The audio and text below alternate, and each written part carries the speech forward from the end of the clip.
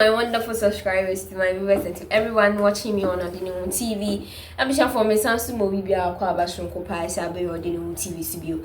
Sisi ano yebeko yechi kakra 2 weeks, 1 week ago, and in Sembebre, and I said in Sembi Ebecho in Montenso about Raph.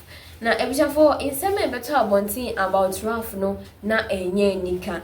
We know this particular person say ono de sebi eke to trust some pan on any man for omudimu akotin pan ye. Na sisi ano wakakopie ewo Rich Hospital, a big hospital everything for nipa atitiru nipa bebre na ene kohokoje ayareshe.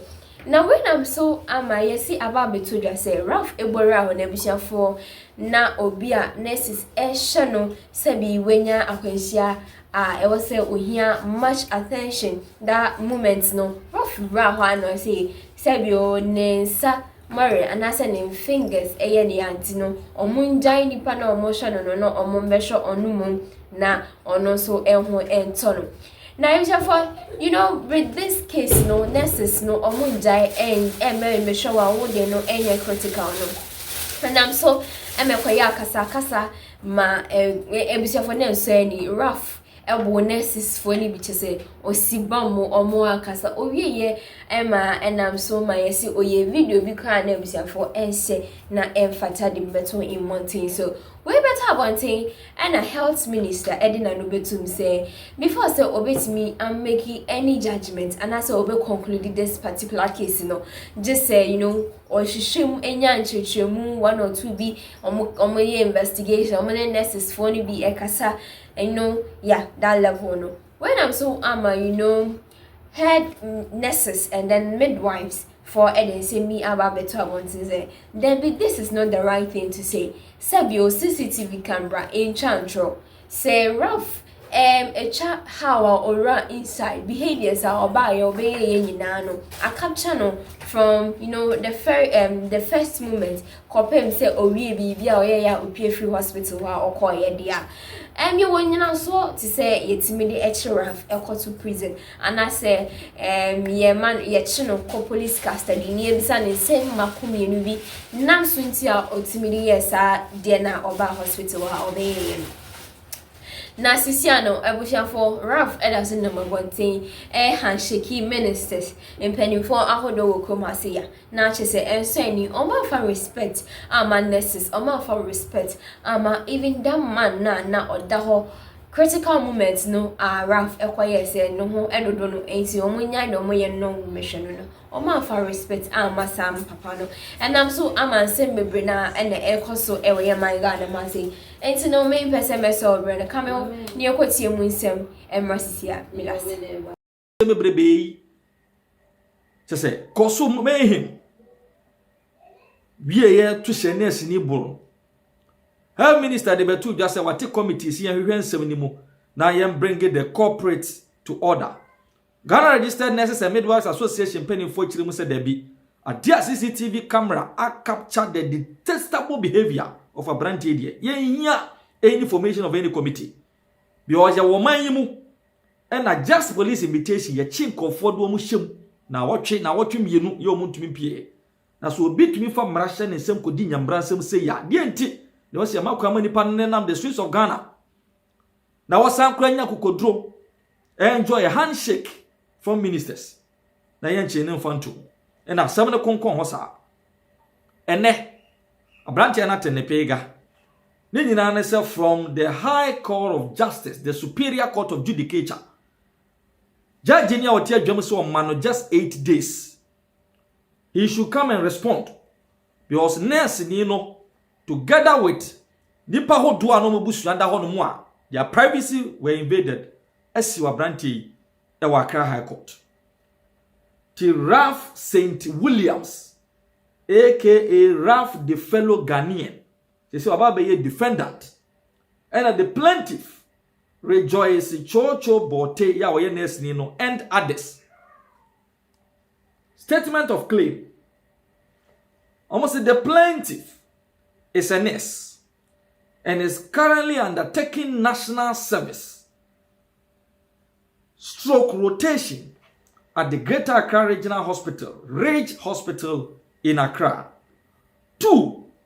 The defendant is a Ghanaian and a self-styled activist with an active presence on social media, TikTok, Instagram, etc., with the handle Raph the fellow Ghanaian inter-ally. On Sunday, the 17th day of August 2025, the plaintiff was on duty at the Ridge Hospital assisting with care of patients under the leadership of the nurse in charge. Whilst care was being given to patients, a person who had apparently suffered a vehicular accident was brought in and was being cared for.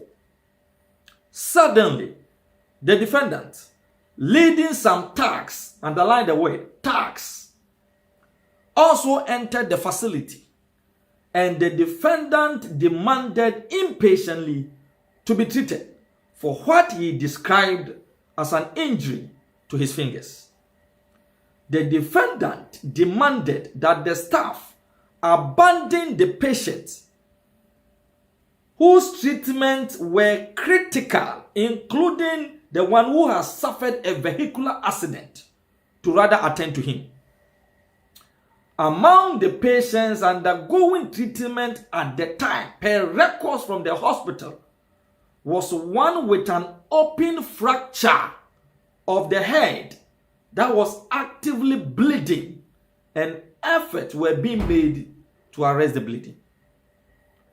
When the defendant was asked by the appropriate staff to get his hospital card, the defendant insisted he would not get any hospital card and that his Ghana card should suffice, as he has all his personal information on the Ghana card.